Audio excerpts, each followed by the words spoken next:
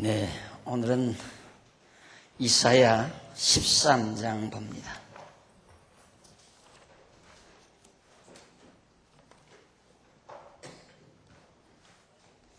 이사야 13장 1절.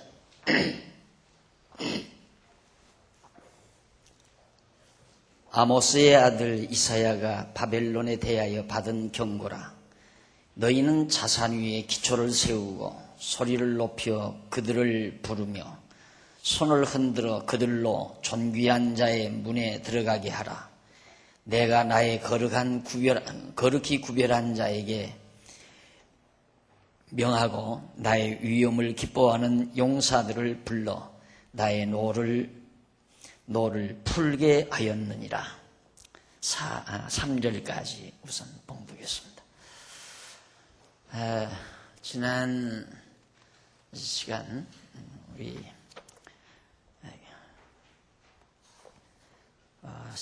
이사야 1장에서부터 12장까지가 1장에서부터 12장까지 이것이 이스라엘에 대한 유다에 대한 하나님의 예언의 말씀이었죠. 그러니까 유다에 대한 하나님의 진노를 예언한 내용이다. 교재 4639페이지 한쪽 가로 1번 유다에 대한 진노 나옵니다.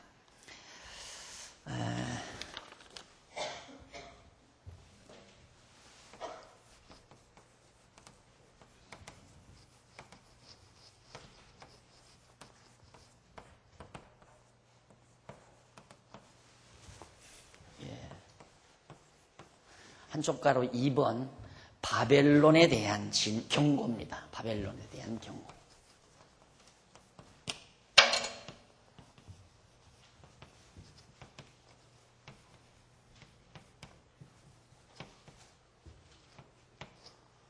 (13장에서부터) 14장 그렇죠. 14장 23절.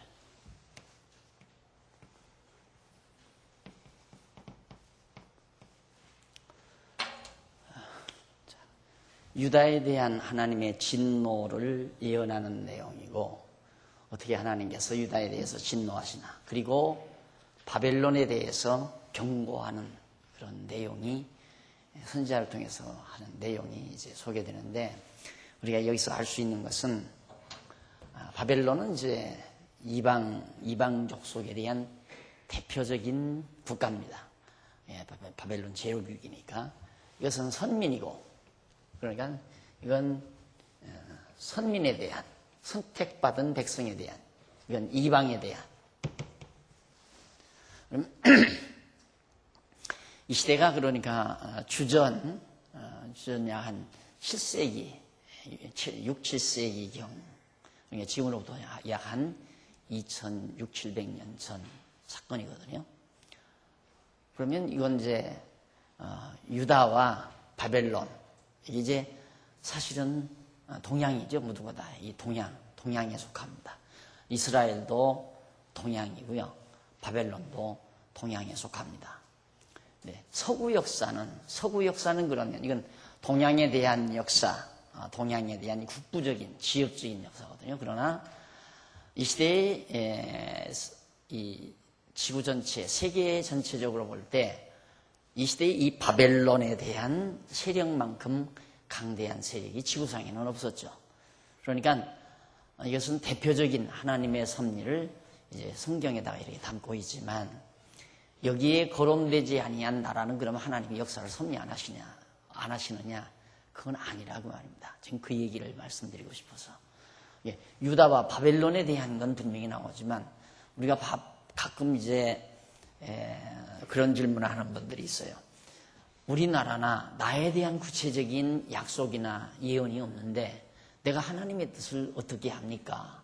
선민들은 하나님께서 미리 다 알려줬기 때문에, 언약도 하시고 선지자들을 통해서 예언도 했기 때문에, 이렇게 하는 것이 하나님이 기뻐하시는 뜻이고 정하신 뜻이다, 이렇게 알 수 있지만, 우리나라에 대한 얘기라든가 우리 남북관계에 대한 이야기나 육자회담에 대한 얘기라든가 그리고 또 우리 개인에 대한 생활에 대해서 전혀 성경에 어디에도 언급이 없고 누구도 예언하는 바가 없는데 우리는 어떻게 하나님의 뜻을 알 수 있습니까? 라고 질문하는 분들이 있어요. 그래서 제가 이 사건은 항상 그래서 특별계시라는 겁니다. 특별계시. 특별계시 사건. 예.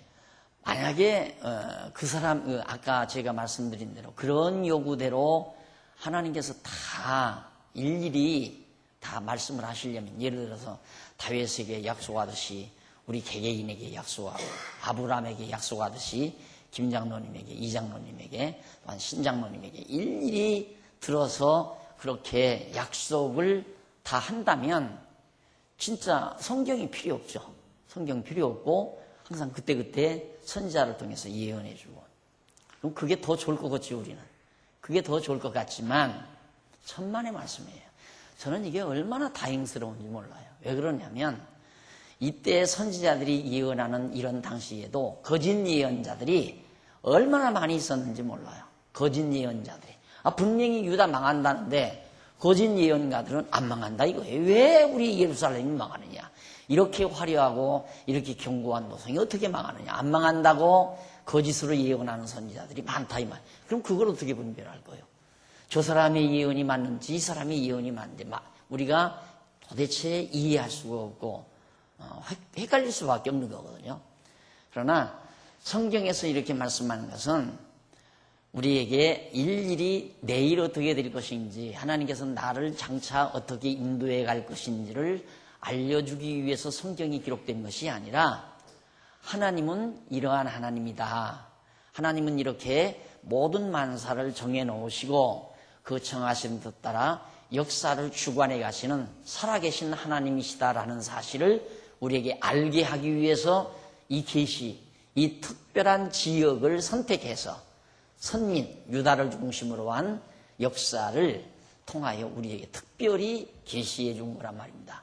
그러니까 우리는 이 계시를 통하여 하나님은 모든 만사, 역사를 인간 세계에 베푸시는 역사를 당신의 정하신 뜻대로 확정해 놓으시고 그 뜻대로 시대마다 때를 따라 섭리해 가시는 전능자 하나님이로구나.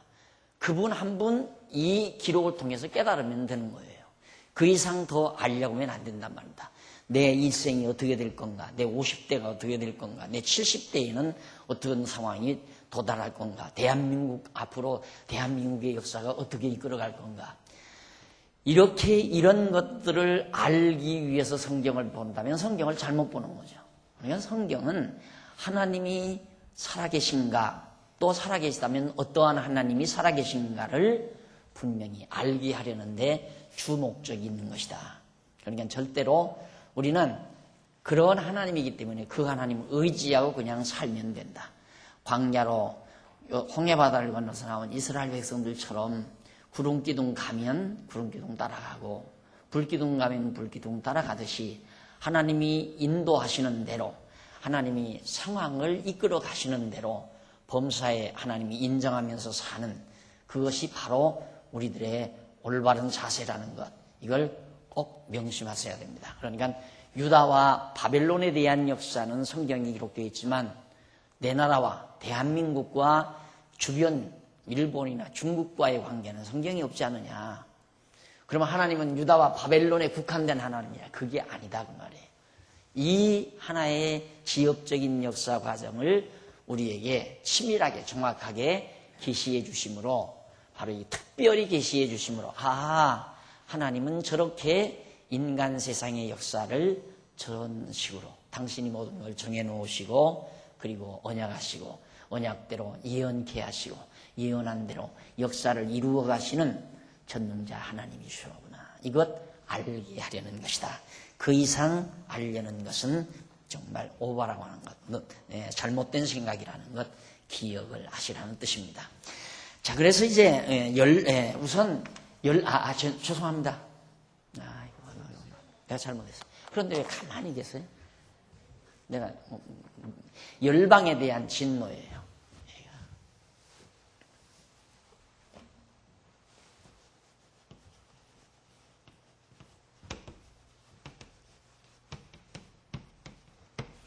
13장에서부터 상당히 멀리 갑니다. 13장에서부터 49페이지 나오죠? 4749페이지. 23장까지. 그러니까 이사야서 1장에서부터 66장까지 그 내용 어떻게 다 하나. 어렵게 생각하지 마세요. 1장에서 12장까지 앞부분 한 10여 장은 유다에 대한 하나님의 진노가 예언되는 내용이로구나. 그리고 13장에서 그 이후에 23장까지 10여 장은 열방에 대한 진노. 이방하니까 열방, 이방. 많은 나라들이라 이 말이죠. 여러 나라들. 그 가운데서 이제 아까 말한 대로 첫째가 바벨론에 대한 경고. 이것이 13장에서부터 14장 23절까지인가요? 이 부분을 이제 우리가 공부해 갈 겁니다. 그러니까 바벨론은 열방에 속하잖아요. 열방 가운데도 바벨론은 우두머리죠. 아주 강한 나라니까 우두머리부터 하나님께서 이제 막 경고하는 거예요. 왜? 이 바벨론이 이제 유다를 치잖아요. 쳐서 승리하게 되면 자고합니다. 교만하죠. 야, 우리를 당할 자 누구냐? 유다 너희 신보다도 우리 바벨론 신이 월등하게 강하다. 어리석은 백성들아, 너희들의 여호와라는 신은 우리 바벨론 신에 꼼짝 못한다.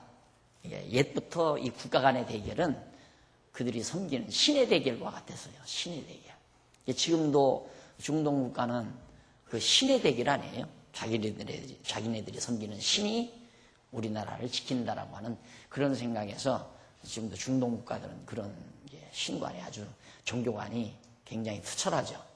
바벨론이 이제 항상 그렇게 생각해서 자기들이 이겼으니까 여호와를 우습게 생각할 거 아니에요. 여호와 하나님을 유다 백성들이 섬기는 여호와 하나님을 우습게 아주 얕잡아 생각하게 되니까 하나님께서는 바벨론에 까불지 말라 이 말 경고하는 겁니다. 내가 장판 쓴 거다 이제 이런 얘기예요. 자, 그러면 한번 구체적으로 정리해 보십시다. 13장 1절로 5절까지 가보면요. 거기는 여호와의 명령에 따라 모여온 군대들의 모습을 예언합니다. 여호와께서 막 군대들을 이렇게 모아놓겠다. 그러니까 연합군이 조직이 되는 것도 우리나라 6.25 때 얼마나 많은 나라들이 세계 열방 나라들이 군대를 보내가지고 유엔군으로서 우리나라를 지키기 위해서 싸우러 왔습니까? 이런 것들도 물론 유엔이 명령을 해서 왔다. 표피적인 건, 표면적인 건 그렇게 됐죠. 그러나 그것이 배후에서 하나님께서 그렇게 다 역사를 조종하시는 거예요. 그래서 모여오게 만들고 거기서 전쟁을 하게 만들고 승패를 하나님이 결정해 놓으시고 그렇게 섭리해 가시는 것이다. 내가 이제 1절로 3절에 보면 아까 읽어드린 대로 이사야가 바벨론에 대해서 받은 경고라고 그랬어요. 하나님께서 바벨론에 대해서 이사야에게 보여줘서 이상으로 보여줬어요. 그런 내용인데 2절에 보면 너희는 자산 위에 기호를 세우고 소리를 높여 그들을 부르며 손을 흔들어 그들로 존귀한 자의 문에 들어가게 하라 그 말이에요. 그 말은 무슨 얘기냐면 바벨론아 너희는 그 말이죠. 경고라는 말이고 예언이라는 말도 되고 발언이라는 말도 되고 무거운 짐이라는 뜻도 되는다. 이게 경고하는 하나님께서는 엄중하게 무겁게 명령하는 말씀이다. 고하는 말씀이다. 그렇게 생각을 하시면 됩니다. 그런데 여기서 너희는 자산 위에 기호를 세우고 소리를 높여 그들을 부르며 손을 흔들어 그들로 존귀한 자의 문에 들어가게 하라.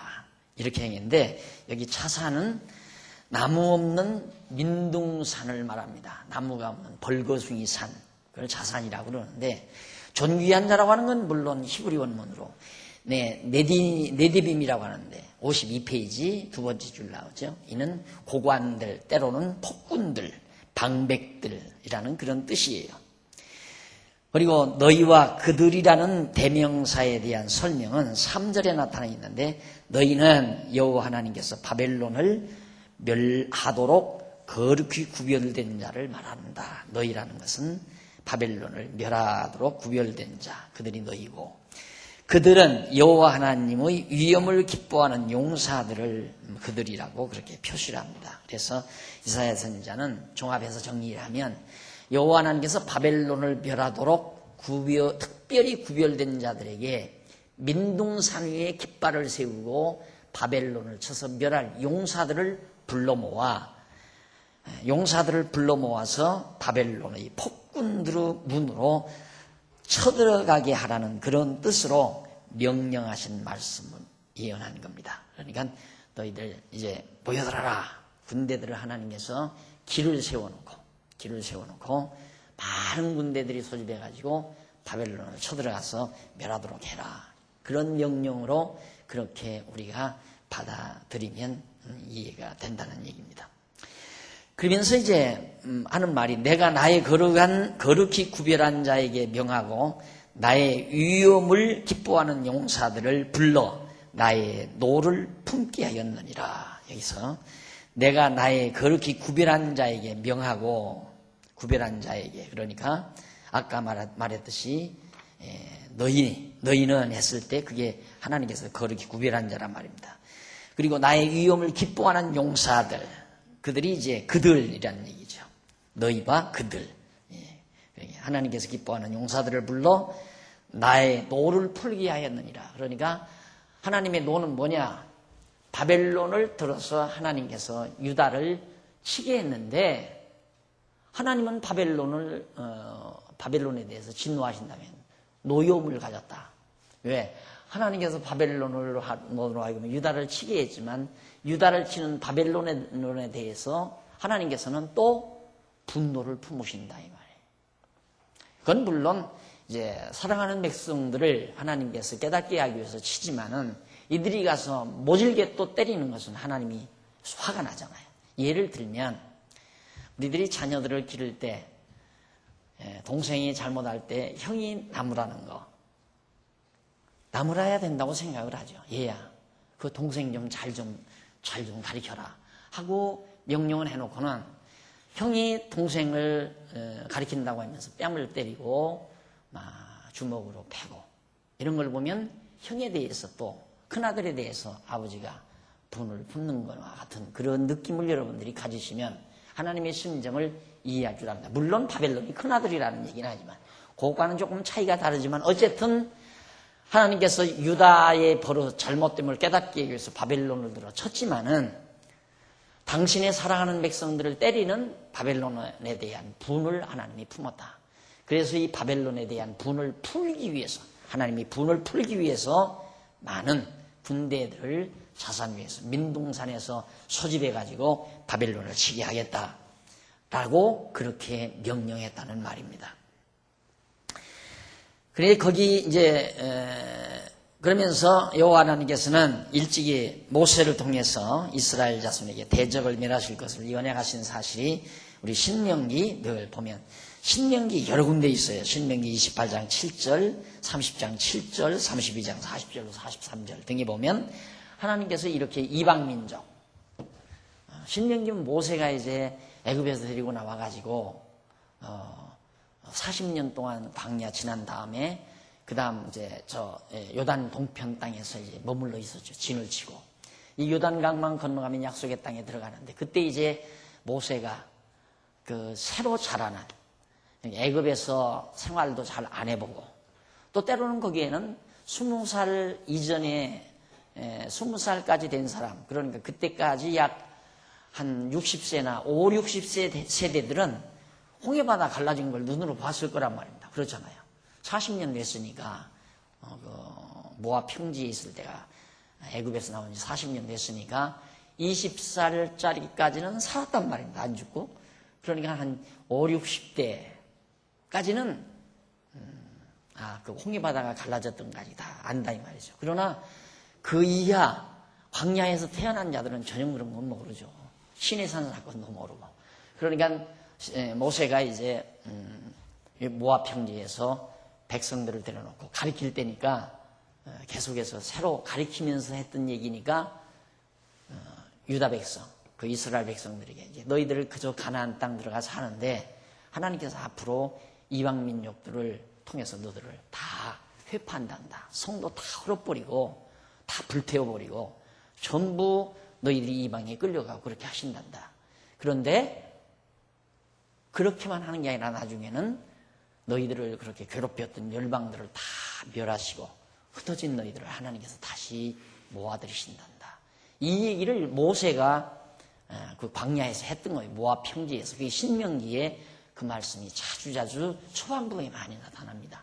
그런 하나님의 언약이 그대로 역사상에서 지금 이루어진다는 사실을 이사야 선지자가 다시 한번 곱집어 예언을 하고 있는 거죠. 그 예언대로 결국에는 역사상에서 이루어진 거고요. 그 다음 4절로 5절에 보면 바벨론을 멸하고 열국에서 모여든 군대들의 모습을 바벨론을 멸하려고 많은 열국에서 모여든 군대들의 모습을 예언하는 내용입니다. 조금 구체적으로 들어가는 거죠. 그래서 이사야 선지자는 산에서 무리의 소리가, 자산이죠. 민둥산, 산에서 무리의 소리가 난다고 하면서 많은 백성 소리 같은데 그것이 실제 상황이 아니라 지금 이상이에요. 솔로몬이 지금 보는 이상. 그러니까 그런 걸 이상으로 보면서 그걸 지금 백성들에게 알려준 거예요. 하나님께 나의 이상으로 장차되어질 일을 알려주고 계시다. 그런데 산에서 막 많은 무리 소리들이 들리고 있다. 이게 군대들의 소리라 이 말이죠. 이게 바벨론을 멸망시킬 군대들의 소리. 그게 결국 이제 곧 열국 민족이 함께 모여 떠드는 소리라고 그렇게 예언을 하면서 그러면서 이제 만군의 여호와께서 싸움을 위하여 군대를 검열하시기 때문이라고 예언했다. 그러면 왜 그렇게 산에서 많은 군대들이 막 소리를 내고 시끄러운가? 그 이유는 여호와 하나님께서 군대들을 글로로 다 모아놓고 검열하기 때문에 그렇게 하신다. 물론 그 당시에 뭐 군대들을 하나님이 직접 나타나서 검열한 게 아니죠. 그 당시에 그 군대들의 대장도 있고 소대장, 중대장 다 있겠죠. 그들이 다 했겠지만 내면에서는 그 이면에서는 하나님이 다 그렇게 모아오게 하고 싸우게 만들고. 우리나라 이라크에 군대 파견하고 우리나라도 가고 일본도 가고 영국도 가고 뭐 여러 나라들이 이라크에 군대들이 가서 이라크와 미국의 전쟁에 참여했던 이런 일들이 우연히 그렇게 되어지는 거 아니에요. 다 하나님께서 정하신 세계 역사를 이끌어가기 위해서 하나님께서 그렇게 다 검열을 모아가도록 그렇게 해가도록 역사에 가는 거고 그걸 통해서 또 하나님은 정하신 뜻을 이루어 간다는 사실을 우리가 알 수 있는 겁니다. 그러면서 이제 그 군대 무리가 먼 나라에서 하늘가에서 왔다면서 곧 여호와 그 진노의 병기라며 온 땅을 멸하려 함이라고 그렇게 예언을 합니다. 그 군대들 모여든 군대들이 누구냐? 먼 나라에서 하늘가에서 그러니까 하늘가라면 막 저 하늘가라면 어디를 말하냐? 지구가 둥그니까 하늘가 하면 저쪽 먼 지평선 넘어 이런 데를 우리가 상상을 하시면 됩니다. 그러니까 아주 먼 나라에서 다 모아들었다. 이 진노의 하나님의 병기가 온 땅을 멸하려고 모여들었다는 얘기죠. 여기서 하늘가에서라는 말, 먼 나라에서라는 말에 대한 수사적인 그런 표현이라고 생각하시면 됩니다. 먼 나라, 하늘가, 저 하늘 먼 것처럼 있는 그런 나라들에게서 모여왔다.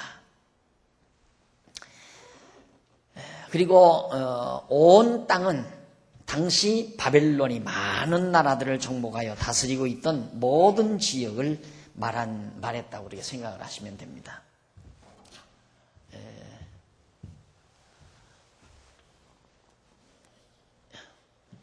이탈리아하고 그 다음 그리스, 터키 이렇게 됐죠. 흑해. 그럼 이제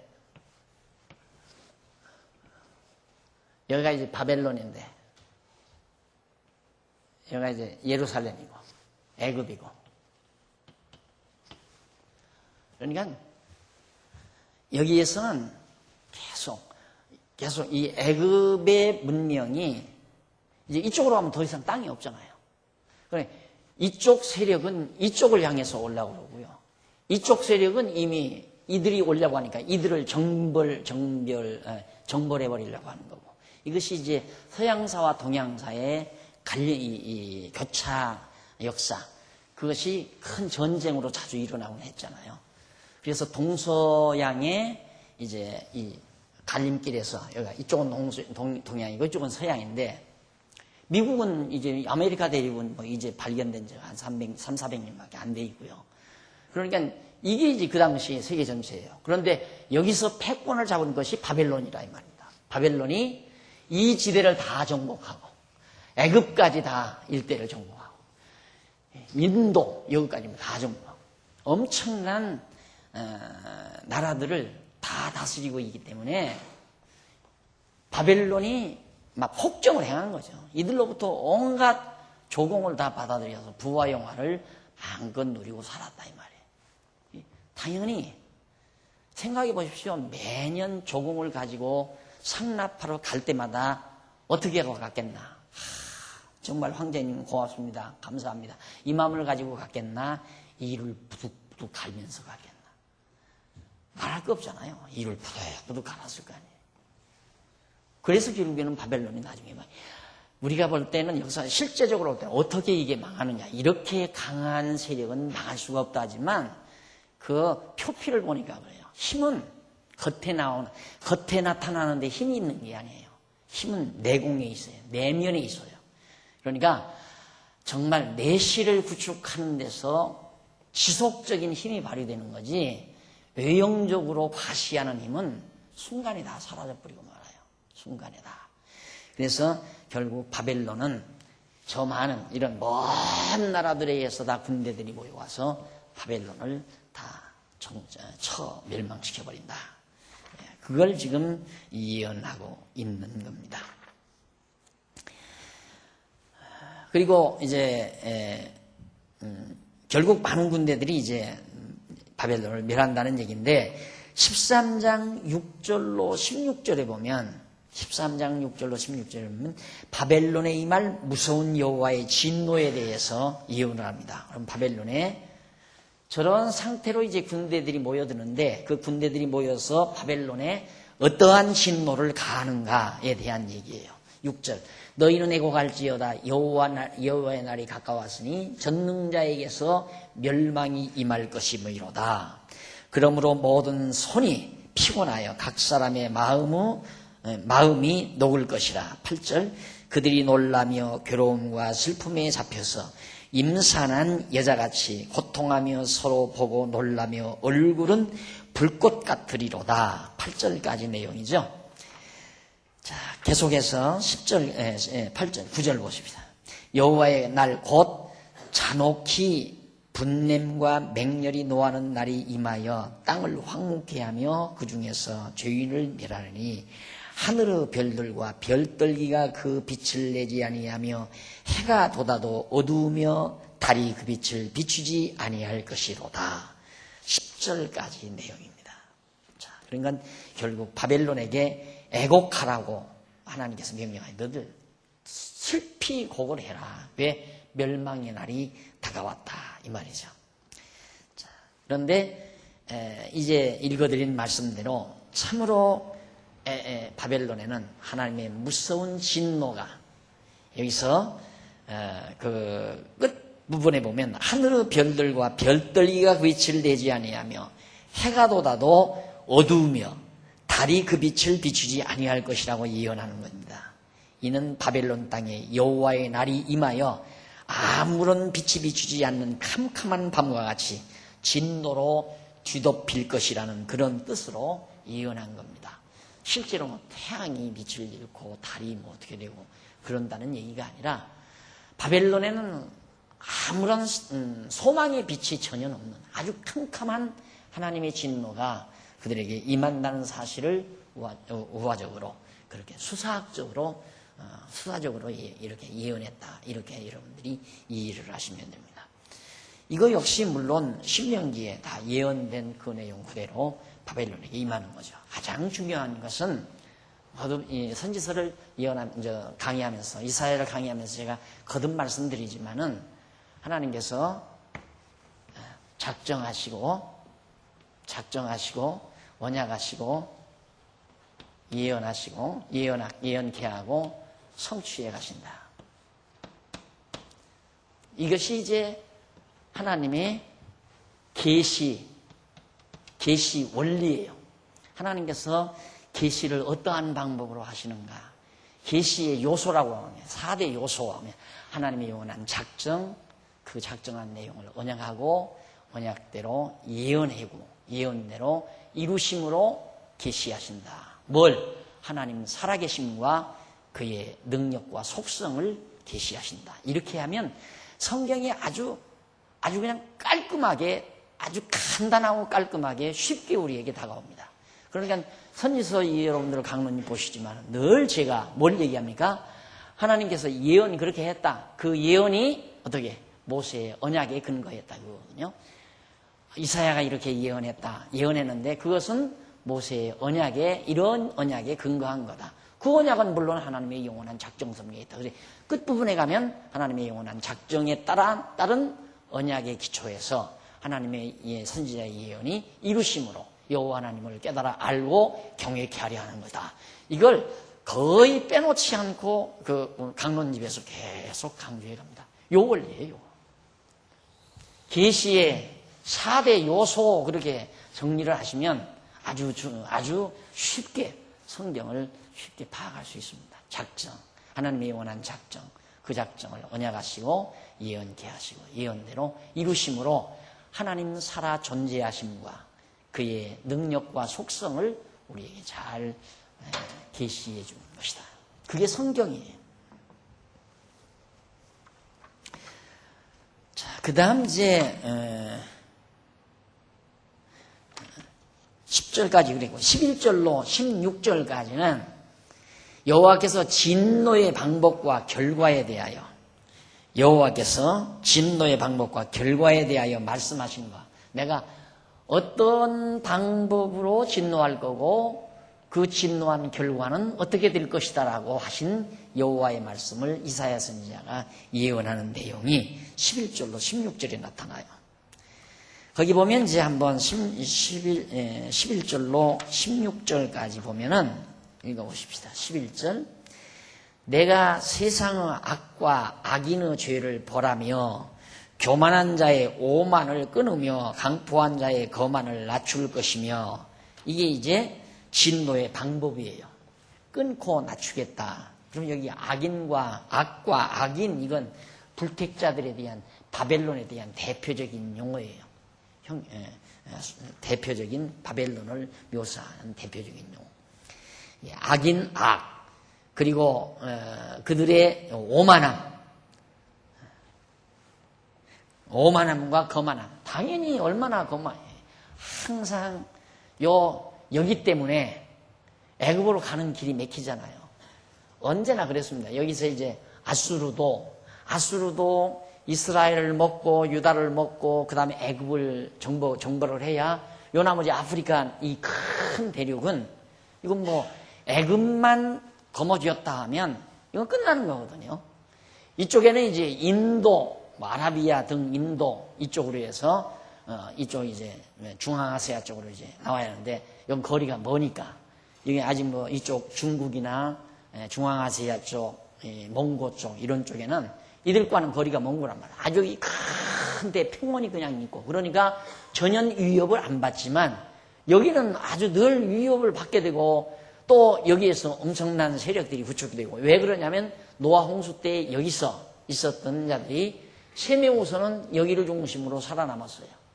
그리고 이제 야베스의 후손은 저쪽으로 가고 함의 후손은 이쪽으로 갔기 때문에 이 일대가 인류 문화 발생지로서 상당히 번창한 지역이었기 때문에 언제나 이 유다라고 하는 것은 이스라엘 가나안 땅은 길목이에요. 길목.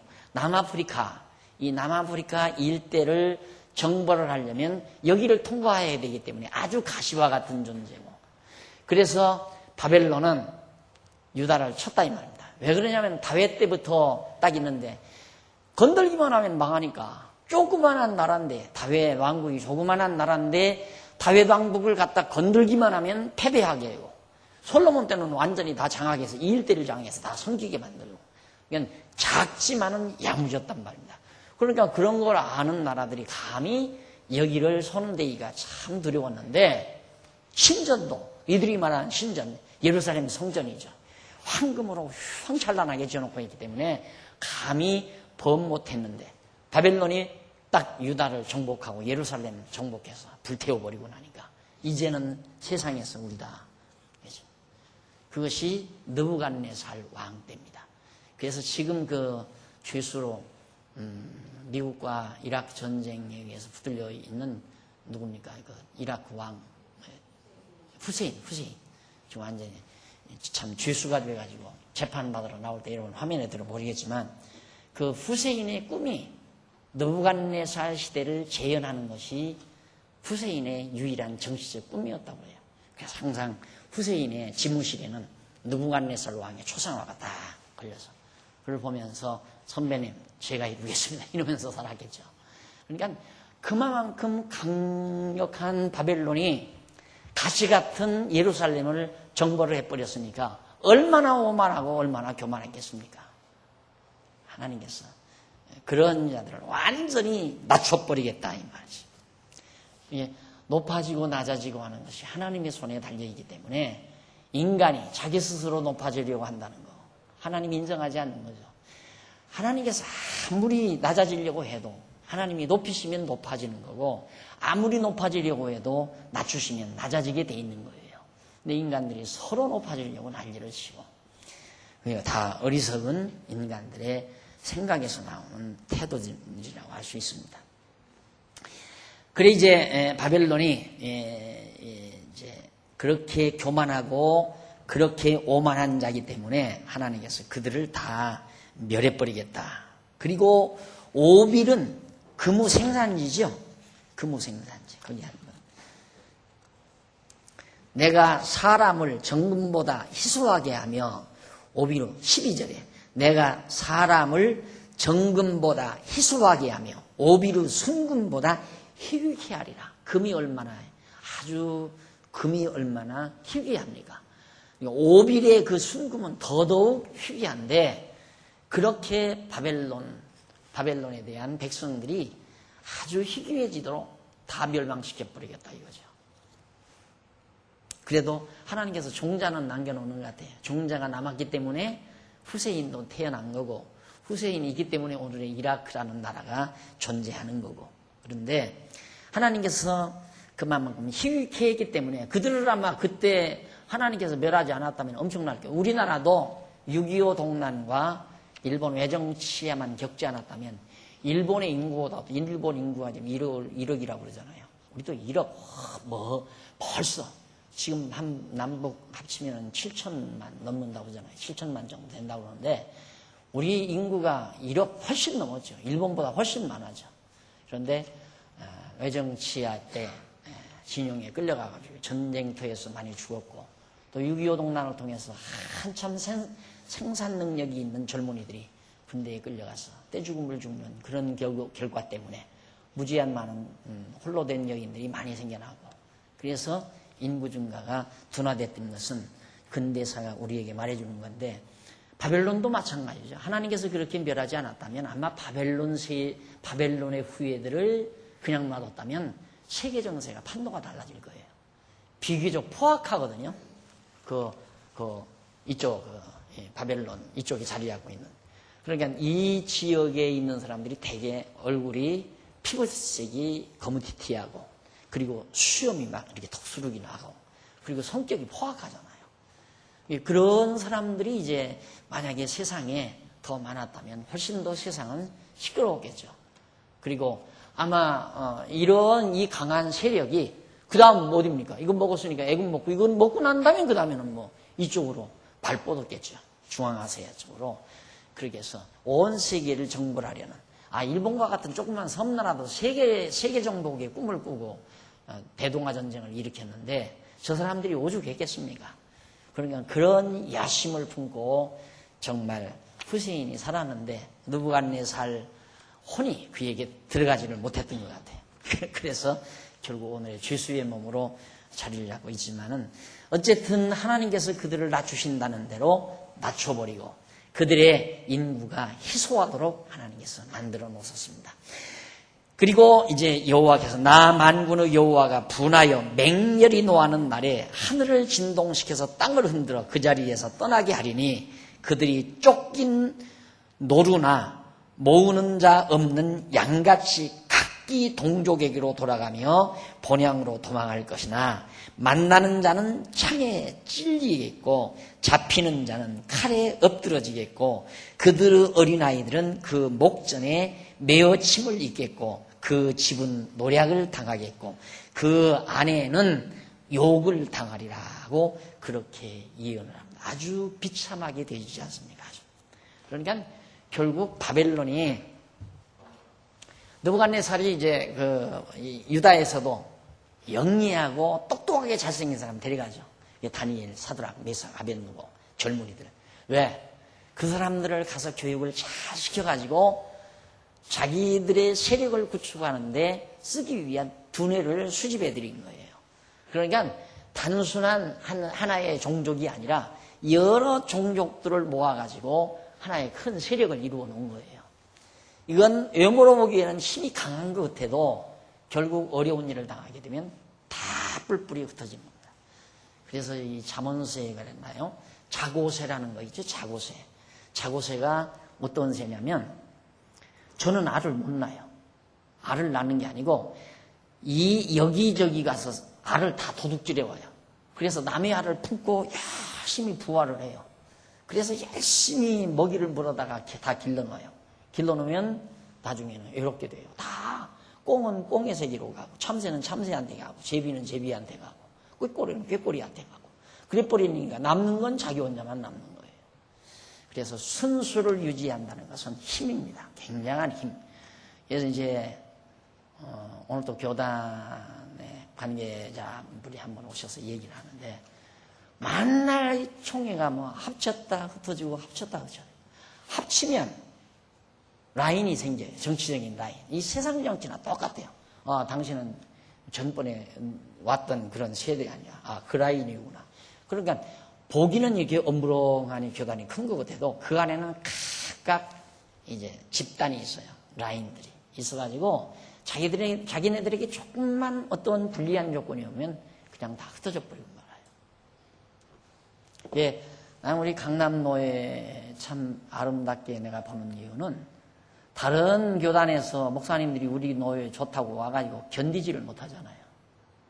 견디지를 못하고 결국에는 나가요. 왕따 시켜서 나가는 게 아니라 견디지를 못해요. 그러니까 견디려면 이제 공부를 제대로 해야 되고 같은 나팔을 불어야 되고 아는 것과 믿는 것이 호흡을 같이 해야 되는데 그렇게 못하니까 그렇게 하려면 하루 이틀 걸리고 하면 안 되잖아요.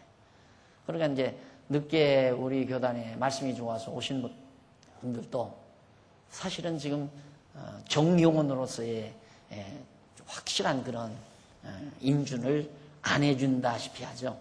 그래서 정말 더 갖추도록 우리가 요구하는 대로 공부를 하고 성도대학을 나오고 신학원을 졸업하고 이렇게 하도록. 그러다 보니까 아주 완전히 이렇게 똘똘 뭉쳐있잖아요.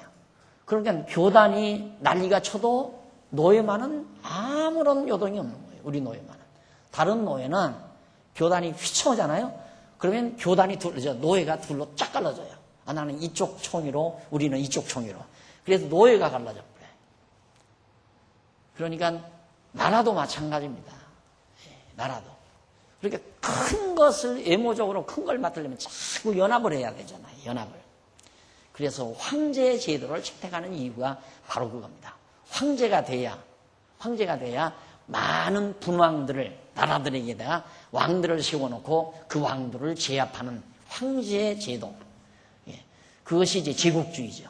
일본이 그 제국주의를 실현하려다가 패전한 거 아니에요. 그러니까 제국주의란 보기에는 강한 것 같아도 약하다. 여전히 미국도 은연중에 그 제국주의 속성을 지금 가지고 세계 경찰국가로 행동을 하거든요. 자기 편을 들면 우방이고 자기 편을 안 들면 우방이 아니고 냉방이고 그렇게 해서 결국 이제 세력을 구축해 가려고 하지만 그건 우리나라도 보세요. 우리나라도 뭐 자꾸 뭐 반미 사상이 어쩌냐 하지만 가만히 따져보니까 세상이 돌아가는 걸 보니까 약소국은 언제나 그게 험한이에요. 다 눈치 봐가지고 야 이때 발 잘 들여놔야 되겠구나. 미국에다가 2발 다 들여놓으면 안 되겠구나. 한 발쯤은 약간 방향을 좀 돌려놓자. 그러니까 막 반미 사상이니 어쩌냐고. 지금 이 판국에 만약에 완전히 미국 편만 들다가 중국으로부터 왕따 당하면 다음 세대에 우리가 어떻게 견뎌나겠어요? 역사의 흐름을 대충 알잖아요. 그러니까 미래 장래를 알아보는 사람들은 미래를 생각해서 조금은 뭐 행동을 좀 이렇게 원활하게 움직여 보려고 하는데 그거에 대해서 막 반민이 먼민이 해가지고 또 반대하는 세력들이 막 나오고 이제 그러잖아요. 그러니까 약소국은 항상 눈시약전하는 거. 그런데 우리가 하나님을 알면 그런 거 없어요. 눈시약전할 필요 없어요. 그냥 자기 입장 딱 서서 죽으나 사나 하나님이 우리 편이라는 거 딱 알면 그걸로 당당하게 자기 정체성을 확인하고 살아가는 삶. 이것이 하나님을 믿고 사는 여호와 하나님을 아는 지식이 가져다주는 엄청난 선물이더라고요. 그런 것들이. 어떤 경우도 보이는 힘 앞에 굴종하거나 그것에 흡수당하거나 그거에 끌리거나 이런 것들이 없어야 된다. 결국 바벨론은 외형적으로 엄부렁했지만 실상 하나님께서 그렇게 막 크게 했다가 작게 만들어 가시는. 왜 그러시는가? 하나님께서 바벨론을 이렇게 아주 강하게 사람들이 보기에 도저히 이제 바벨론은 망하지 않는다 할 정도로 만들어 놓으시고 하나님께서 하루아침에 와장창 다 때려 부숴놔야 아하 이게 하나님이 그렇게 하셨다는 사실을 알기 때문에 하나님이 그렇게 하셨다. 그럼 뭐 약한 나라가 망하는 건 뭐 약하니까 망하지. 그거 당연히 알 거 아니에요. 그런데 도저히 망할 것 같지 않은 나라가 망하니까 이건 신이 진노했다. 하늘이 진노했다. 모든 사람들이 그렇게 알 거 아닙니까? 그렇게 해서 이제 하나님께서는 그렇게 강하게 길러놓고 망하게 하신다. 이게 하나님의 섭리 중에 한 일환입니다. 또. 이제 그러고 나서 이제 13장 17절로부터 22절에 보면 메대를 들어서 치심으로 황폐할 바벨론의 모습을 예고합니다.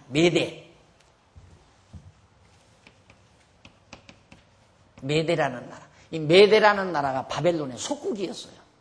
그러니까 메대에도 바벨론 느부갓네살 황제 밑에 분왕이 항상 가서 큰절하고 상납하고 그러던 왕이 통치하던 자그마한 국가였어요.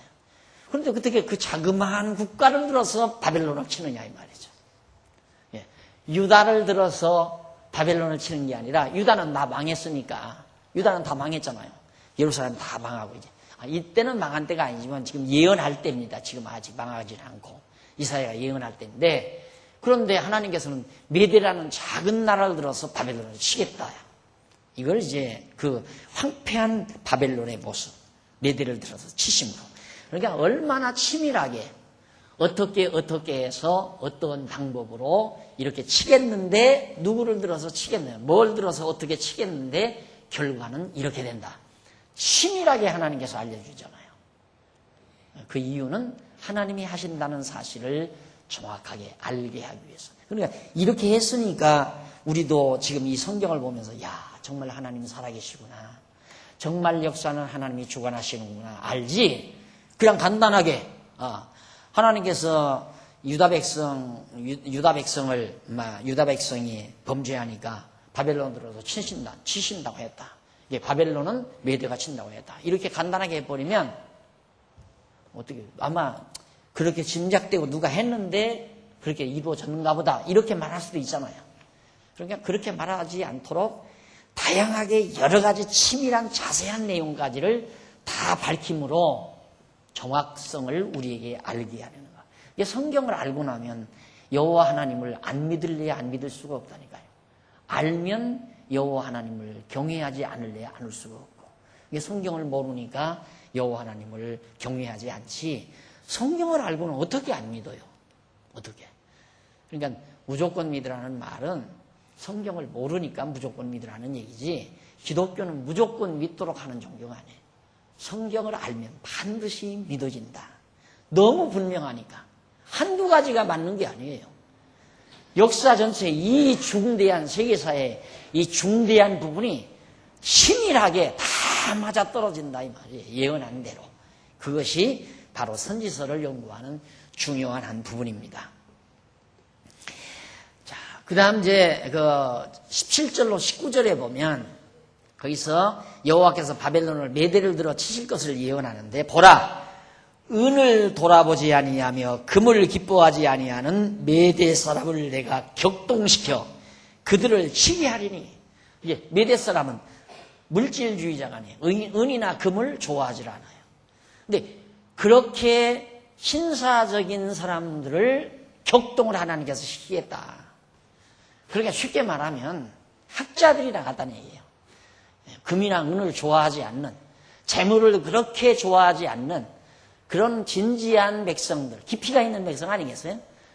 그런 사람들이 전쟁을 일으킨다? 이건 불가능한 일 아니에요. 그런데 하나님께서 메대 사람들 하나님이 격동시켜가지고 강대한 바벨론을 치게 하겠다. 그래서 그 메대 사람이 활로 그 바벨론 청년들을 쏘아 죽이며 태의 열매를 긍휼히 여기지 아니하며 아이를 가속히 보지 아니하리라. 열국의 영광이요 갈대아 사람의 자랑하는 놀이개가 된 바벨론이 여호와께 멸망당한 소돔과 고모라와 같이 되리니. 그러니까 소돔과 고모라 같이 바벨론이 완전히 메대에게 망하고 만다라고 예언한 겁니다.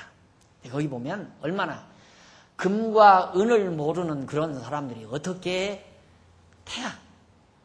이제 막 출생한 어린애기, 젊은이들, 그것들을 왜 죽이느냐 이 말이죠. 그걸 죽이는 것은 씨를 말리려고 하는 거예요. 씨를 말리려고. 왜? 그것들이 다음 자라면 또 보복하니까. 그러니까 결국 일본 사람들도 우리나라에서 자꾸 많은 백성들을 막 만주로, 남양분도 지역으로 그렇게 군대들을 다 보내고 또 사람들을 만주로 내보내고 한 건 다시 합틀려서 민족국가를 이루지 못하도록, 그래서 자기들이 이 땅은 완전히 자기들의 순종, 일본 종자로 완전히 장악하기 위해서 그렇게 했던 건데, 차라리 쓸모가 있어서 그런 거죠. 사실은 따지고 보면. 그 황폐한 만주벌판, 황폐한 만주, 막 황무지거든요. 그러니까 너들은 거기 가서 땅이나 개간하라 이거예요. 왜? 개간해 놓은 다음에 어떻게 하려고? 또 뺏으려고. 그거야 뭐 속국이니까 인마 나가. 또 너들은 저쪽 저 황폐한 땅에 가서 또 개간해. 예, 참 잔인한 것이 국가와 국가 간의 이 잔인성.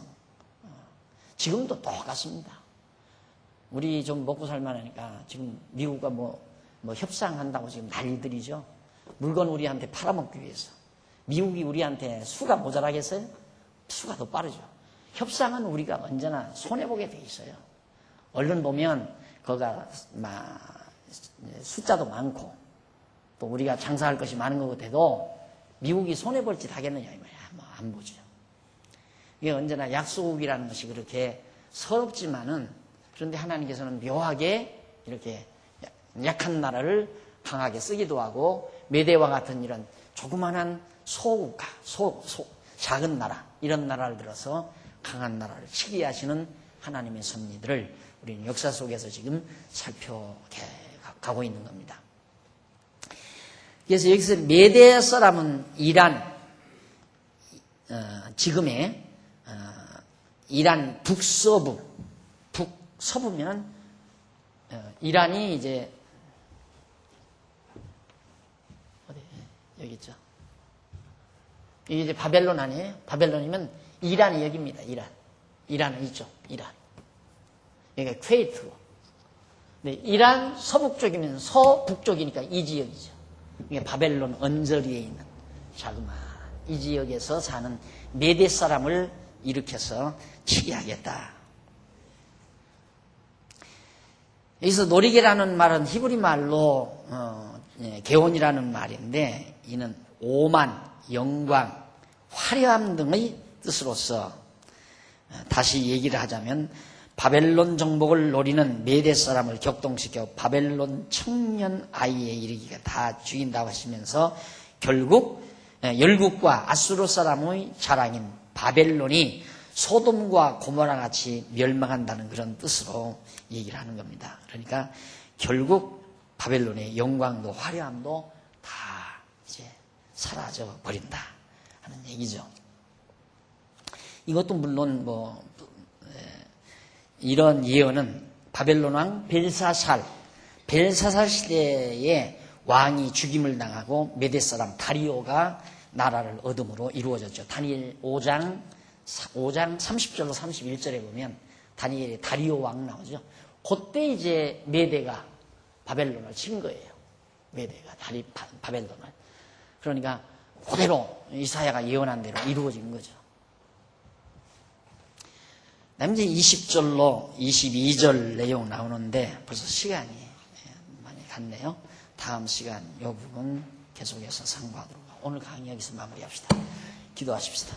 자비하신 아버지 하나님, 지금도 살아계셔서 세계사를 정하신 뜻을 따라 섭리해 가시는 살아계신 여호와 하나님, 오늘 또 이사야 선지서를 통해서 하나님 살아계심을 재확인하고 능력과 권능과 그의 속성을, 하나님의 속성을 다시 한번 저희들이 확인할 수 있는 귀한 시간을 주신 것을 진심으로 감사합니다.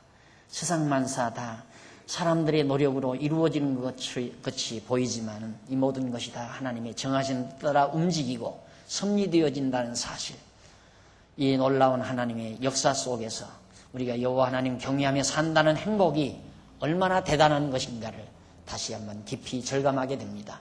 하나님 아버지, 우리 마음속에 항상 여호와 하나님 우리 섭리하신다는 사실 깊이 담게 하시고 여호와 하나님 경외하는 마음 늘 충만하도록 역사하시며 범사에 여호와 인정하는 슬기로운 삶을 살게 하시옵소서.